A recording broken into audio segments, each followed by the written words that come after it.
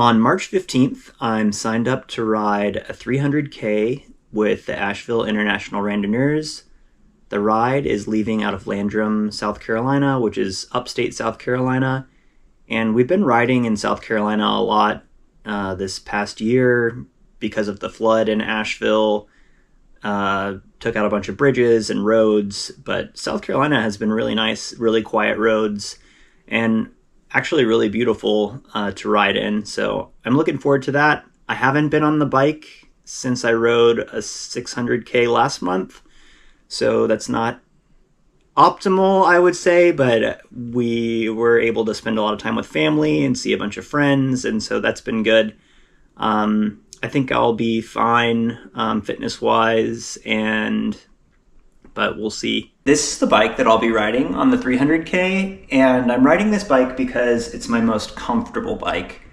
A lot of people prioritize aero or speed. I like to prioritize comfort. I like to be comfortable on the longer rides that I do. If I'm doing a shorter ride, there is another bike that I will ride that's a little bit more aggressive of a riding position and skinnier tires. But for this bike, I'm running tubeless. I have just got this Ortlieb saddlebag, and it's got my tubes and my flat repair stuff and some various tools. I have my water bottles, and then I have my head unit, my lights, I have a bell, I have a power bank to charge things as needed, and I'll be bringing some food. I have my reflective gear, and I think that's about it. So riding here with me is Tony and Nathaniel, and Tony has actually done this route 2 other times, and so he was telling us here that this is the main town that we'll pass through. Out of 187 miles, this is the big downtown that we ride through, which had a gas station and a Hardee's. So this was our only chance for hot food on the ride, and other than some gas stations that we pass along the way. So it's the benefit of this is it's extremely low traffic and very quiet roads. There were stretches where we didn't see cars for miles and miles and miles. The downside is that there's not a ton of options for food. So I had to make sure that I brought extra food in my bag, and it worked out fine. And I actually think I kind of like that. While I do really enjoy stopping and sitting down for a good meal, I'll take the low traffic over having plenty of places to stop. Just takes a little bit of different preparation versus being able to depend on those good food stops. Is this the control? There we go, some water.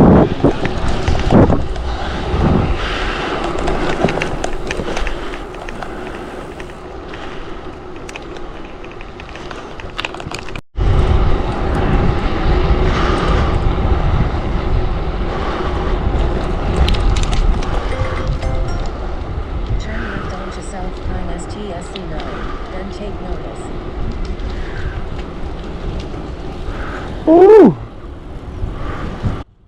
Here are everyone's bikes. This is about 60 miles from the Hardee's that we ate at, and this little store had some food and water and Gatorade, so everyone was thankful to get a little restock here.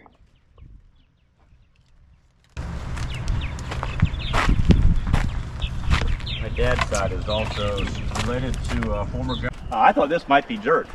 I thought it might too. It might be further down now. I don't know. It could be. I think it's a mile and a half or maybe 2 miles down Coleman? to Feasterville. Coleman. And this guy. This is from his family. Well, maybe. It's this whole an elaborate lie this whole time. Get off, call me a rude.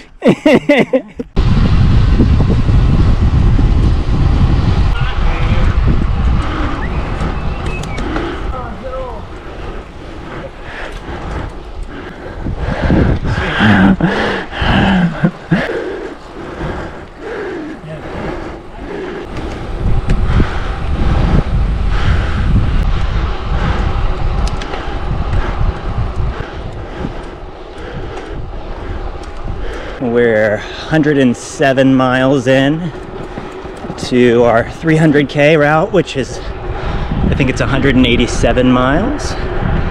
Everything's going good, feeling good. It's been like no traffic, which has been sick, and like super long descents and like mellow climbs, which has been nice. Slow crew. It's so pretty out here. I think we're like 150-ish miles in. My Wahoo died, and then I think it reloaded everything, but we'll see. I'll have to check my mileage.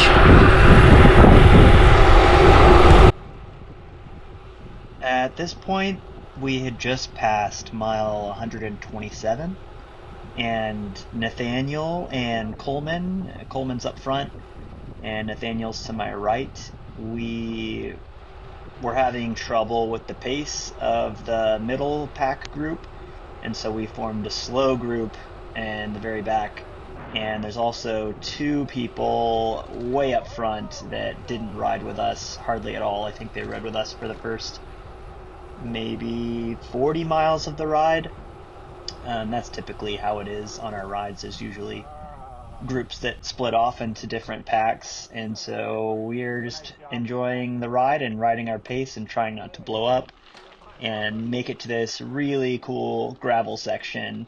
It was an awesome gravel descent and then a climb, and no one knew this was going to be on the ride, so that was awesome, and it was a good surprise and a breakup of just all the pavement.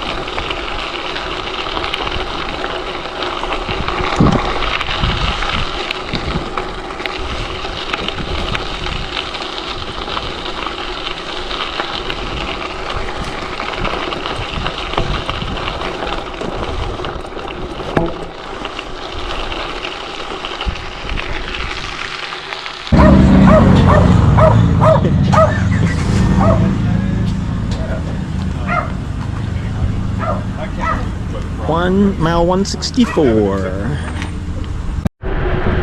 Feeling good.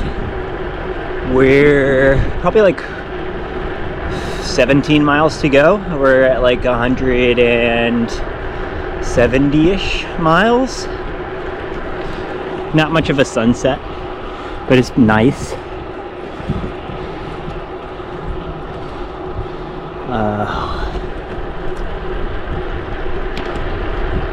All the trees have been in bloom, which has been sick. Feeling good. The other people waited for us at the gas station, so it's good to be back with the crew. They were ahead of us and should hopefully be smooth sailing. The rain held off. It was a beautiful day. Got a little toasty, but we've been riding tailwinds the whole way back. So that's been awesome. And it's about 7:30. We started at 6 a.m. So we're making good time. As the ride is coming to the close, we pass these peach groves, and we'd actually passed them in the morning on the way out, but we couldn't really see anything. It was pitch black, no street lights or anything. But it was really pretty towards the end of the ride. The temperatures were perfect, and seeing the blooms on the peach trees was a really nice closeout to this ride.